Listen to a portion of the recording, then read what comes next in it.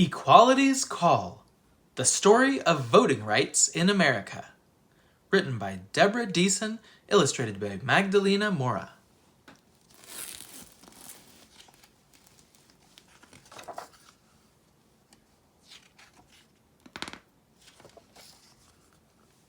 Our founders declared, when our country began, that consent of the governed was part of the plan.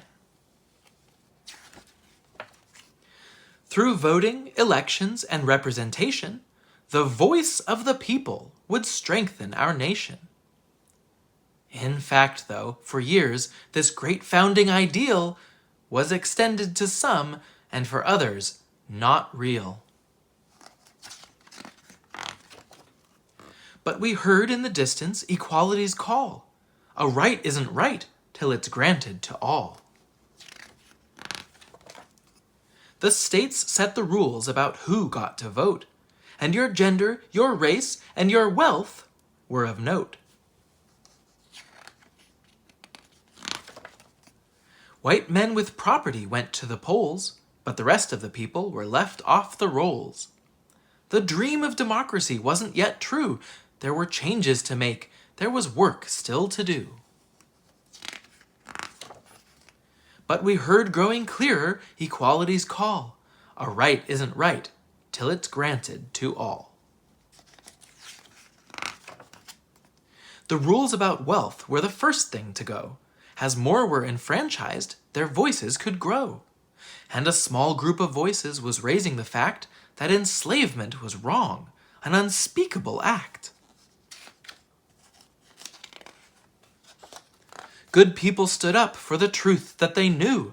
Abolition and suffrage were long overdue. We heard ever louder equality's call. A right isn't right till it's granted to all. There was war in our nation, and slavery ended. Amendments were added, the franchise extended. Now more men could vote, at least so the law said, yet denial through taxes and tests was widespread. And the voices of women were mostly omitted. In only some states was their voting permitted. But nothing could muffle equality's call. A right isn't right till it's granted to all. Give us the vote now. Suffragists didn't give up on the fight, and the 19th Amendment gave women the right. But voters of color still met with oppression. Their voting was hindered by brutal suppression. So we passed legislation to make voting fair, to extend and protect voters' rights everywhere. We heard it, we felt it, equality's call. A right isn't right till it's granted to all. The journey's not over, the work hasn't ended. Democracy's dream must be constantly tended. But where we are now is a debt that we owe to the work of more people than ever will know.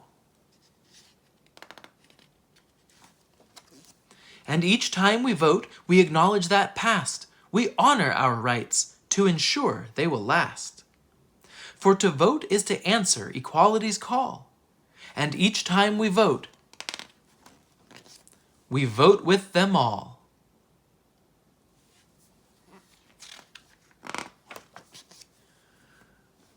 You can read more about voting-related amendments and legislation, and voting rights activists of the past by buying this book.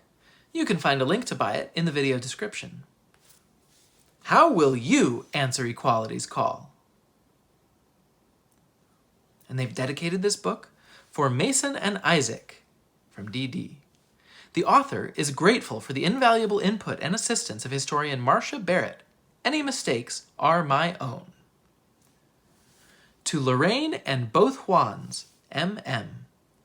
The illustrator is grateful for the input of historians Juan Mora Torres, Juan y Mora, and Carolina Ortega. That was Equality's Call, the story of voting rights in America, by Deborah Diesen and Magdalena Mora.